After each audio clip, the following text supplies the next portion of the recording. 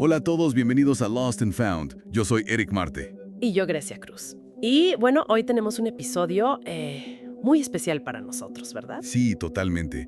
Vamos a sumergirnos en la historia de alguien que, pues, admiramos mucho en este campo. Exacto. Hablaremos de Dave Salem, a veces escrito Salem, S-A-L-A-L, un investigador de fenómenos paranormales. Nuestro investigador de confianza, hay que decirlo. Y su caso, bueno, su vida y sobre todo su desaparición son un enigma total. Uf, sí, y tenemos bastante material para revisar hoy, ¿no? Fragmentos de su biografía, notas de campo. Sí, de sus investigaciones sobre... de todo un poco, ¿eh? Desde posibles skinwalkers, nahuales, hasta ovnis. Y extractos de sus diarios que son fascinantes. Y claro, esas grabaciones de audio. Esas grabaciones encontradas después de que desapareció son inquietantes, es poco decir. Definitivamente. Y bueno, también las distintas hipótesis sobre qué le pasó. Hay varias. El plan es ese, tratar de destilar lo más importante de todo esto. Entender un poco quién era Dave Salem y qué pudo haberle ocurrido. ¿Lista para desempacar esto? Lista. Venga. Ok, empecemos por el principio. ¿Quién era Dave Salem?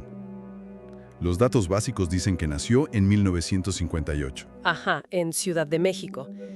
Pero su vida fue como binacional, ¿no? Entre México y Estados Unidos. Exacto. Y se dedicó a investigar de forma independiente lo paranormal, ovnis y algo que él llamaba fenómenos liminales. Sí, esa categoría es muy suya. Estuvo activo más o menos entre 1989 y 2010, que es cuando se le pierde el rastro. Físicamente lo describen como moreno, con barba poblada, usaba lentes de pasta, como el look clásico de investigador, ¿no? Un poco. Ajá, sí, un poco. Y parece que su interés por lo desconocido empezó muy temprano, por una visión, un espectro que veía de niño. Órale, eso marca, ¿no? Y fíjate, estudió física y fotografía. Una combinación interesante. Muy interesante. Sugiere como un balance, ¿no? Una mente analítica por la física, pero también una sensibilidad visual, artística por la fotografía. Totalmente. Y eso se refleja en su postura. Era escéptico, no se creía cualquier cosa, pero siempre mantenía la mente abierta. Y creo que eso es lo fascinante, ¿no? Su método. Viajaba muchísimo, documentaba todo lo que podía. Pero no solo buscaba la foto espectacular o el audio raro, quería entender. Exacto. Intentaba comprender la naturaleza de estos fenómenos. No solo decir, mira, existe. Y colaboraba con gente. Sí, mencionan a un Gabriel Torres y a otro investigador, JM. Y parece que ellos eran como su cable a tierra. Sus notas eran más racionales, más... Como un contrapunto, ¿no? Para que no se fuera muy lejos en sus interpretaciones. Exacto, le ayudaban a mantener cierta objetividad, supongo. Y bueno, si nos metemos a sus archivos, hay cada cosa. Relatos de encuentros muy extraños. Uf, sí. ¿Cómo cuáles recuerdas más? Pues mira, está lo de Arizona en el 95. Figuras humanoides que, según sus notas, parecían cambiar de forma delante de él. Híjole, cambiar de forma, eso ya suena a algo muy profundo. Y luego en Chiapas, en el 98. Seres que se transformaban en animales. Nahuales, quizá. Que conecta mucho con las tradiciones locales de allá, ¿no? Claro. Y más tarde, en Canadá, en 2002, usando cámara térmica captó figuras altas, muy delgadas. ¿Y qué me dices de las luces? Eso también es recurrente en sus notas. Así, las luces inteligentes. Entre el 89 y 2005 reportó varias veces ver luces anómalas que no parecían inertes. ¿Cómo que interactuaban? Sí, eso decía él, que parecían reaccionar a su presencia, a sus movimientos. Hay una nota suya muy famosa que dice, parece que la luz me conoce. Vaya, parece que la luz me conoce. Qué frase tan cargada, ¿no? Totalmente. Te da escalofríos un poco. Y fíjate que todo esto encaja con su interés en lo liminal, en esas experiencias que están justo en el borde. En el umbral de la percepción, como decías. Exacto. Y buscaba estos fenómenos en lugares específicos, ¿no? Sitios con esa sensación de kenopsia. Kenopsia. ¿Qué es eso exactamente? Es esa atmósfera como melancólica, inquietante, de un lugar que antes estuvo lleno de vida y ahora está vacío. Pero sientes como un eco. Edificios abandonados, ruinas. Ah, ya entiendo. Lugares con historia, pero una historia silenciosa ahora. Justo. Y parece que Salem sentía que esos lugares eran portales o puntos de contacto más fáciles para estos fenómenos. Y bueno, en esa búsqueda en los límites, las cosas empezaron a ponerse todavía más raras hacia el final, ¿no? Sí, bastante más raras, sobre todo en los últimos años, 2008-2009. Está el reporte de la visita de los hombres de negro en 2008, que es un clásico del fenómeno ovni conspirativo. Pero él lo anotó en su diario. Dijo que le advirtieron que no mostrara unas grabaciones específicas. Y describió algo muy raro de ellos, sus movimientos. Dijo que eran desajustados, como si no fueran del todo humanos o no estuvieran cómodos en sus cuerpos. ¡Qué miedo eso! Y luego, al año siguiente, en 2009, Lo de las entidades gubernamentales en un edificio abandonado, que también suena muy extraño. entidades gubernamentales. Pero, ¿cómo? Fantasmas de burócratas.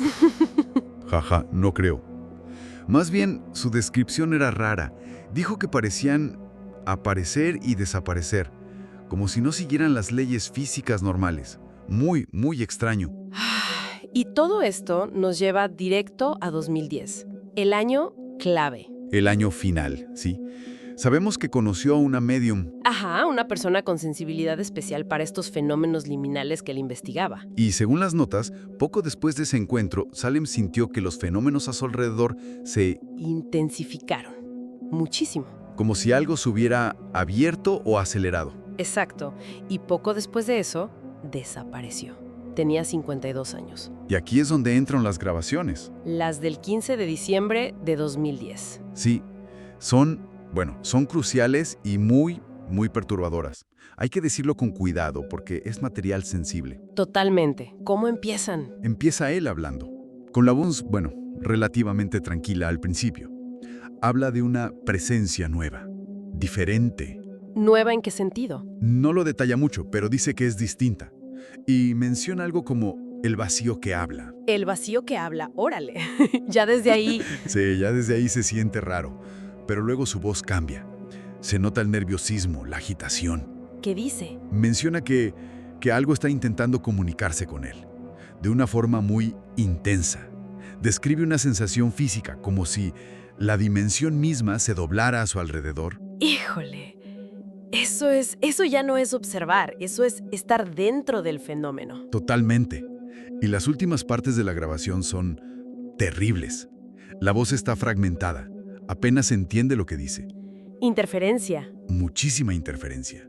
Estática muy fuerte. Y lo último que se oye son como murmullos confusos. Y luego, silencio. Un silencio total, abrupto. Qué fuerte. Escuchar eso debe ser impactante. Lo es. Te deja helado. Y si analizas esa secuencia, sugiere un colapso, no solo de la comunicación, sino quizá de su propia percepción de la realidad. Algunos interpretan eso leyendo entre líneas todo su trabajo y esas últimas notas, como el registro de su propia disolución. Disolución, o sea, como absorbido por el fenómeno. Es una de las interpretaciones más extremas, sí. Que el mismo fenómeno que estudiaba terminó por integrarlo de alguna manera. Vaya, y oficialmente pues nada, desaparecido, sin rastro físico después de más de 15 años ya. Más o menos, sí. Sigue siendo un caso abierto, un misterio total. Y claro, con un misterio así, surgen teorías. Muchas teorías. Naturalmente. Hay investigadores posteriores, como una tal Elena Márquez, que revisó sus diarios. ¿Y qué sugiere ella? Basándose en pasajes donde Salem hablaba de umbrales y otras realidades, ella cree que pudo ser, literalmente arrastrado a otra dimensión. ¡Wow! Eso es una teoría muy directa. Sí. Luego está la gente del colectivo Archivos Perdidos. Ellos sospechan más de actores terrenales. ¿Los hombres de negro que él mismo mencionó? O esas entidades gubernamentales raras, como si lo hubieran silenciado por lo que sabía o lo que había grabado. Que también es una posibilidad dentro de estos círculos, ¿no? La conspiración. Claro. Y luego está la visión de su antiguo colaborador Gabriel Torres. El que le servía de contrapunto racional. Ese mismo. Él tiene una perspectiva diferente.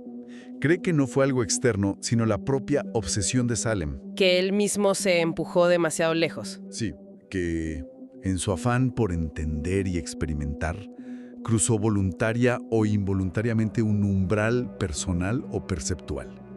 Y simplemente no pudo o no supo cómo volver. Esa teoría también tiene su lógica, ¿no? El investigador que se pierde en su objeto de estudio. Una advertencia, quizá. ¿Podría ser? Si unes todas las piezas, bueno, no encajan perfectamente, claro. Pero el caso de Dave Salem se vuelve como... Paradigmático, ¿no? Es el arquetipo del explorador de lo desconocido que quizás se acercó demasiado al límite. y que ese límite lo afectó o lo integró. ¿Quién sabe? Y su legado son esos archivos, fragmentados, incompletos, pero que siguen ahí, alimentando el misterio y la fascinación. Exacto. Entonces, tratando de resumir, ¿qué nos deja todo esto? Tenemos la historia de un hombre Un investigador dedicado, metódico, que pasó su vida documentando lo inexplicable. Desde cosas muy folclóricas, como nahuales, hasta ovnis y quizá contactos interdimensionales. dejando un rastro de evidencia que es, bueno, fascinante y perturbadora a partes iguales. Y que todo culmina en su propia desaparición. Un misterio dentro del misterio que investigaba. Y nos hace pensar mucho en esa línea. Esa delgada, delgadísima línea entre ser un observador de un fenómeno. Y ser afectado por él. O incluso transformado. Exacto. Sobre todo cuando lo que investigas toca la percepción, la realidad misma. Es jugar con fuego, quizá. Totalmente. Y eso nos lleva a una pregunta final, ¿no? Algo para que quienes nos escuchan le den vueltas. A ver cuál. Si damos por buena la posibilidad, aunque sea remota, de que esas entidades o fenómenos que Salem investigaba Ajá. y que de verdad pueden interactuar con nosotros, con nuestra mente, con nuestra percepción, o incluso como sugieren algunas teorías sobre Salem, pueden absorbernos. Híjole, ¿a dónde vas con eso? Pues, ¿qué significa eso para cualquiera que intente hacer lo mismo que él? Cualquiera que intente documentar esos límites de lo real. La pregunta es, ¿está el observador siempre a salvo de lo que observa? Exacto. Puedes mirar al abismo sin que el abismo te devuelva la mirada, o algo peor. Uf, una pregunta fuerte para cerrar. Da mucho que pensar sobre los riesgos de explorar lo desconocido. Definitivamente.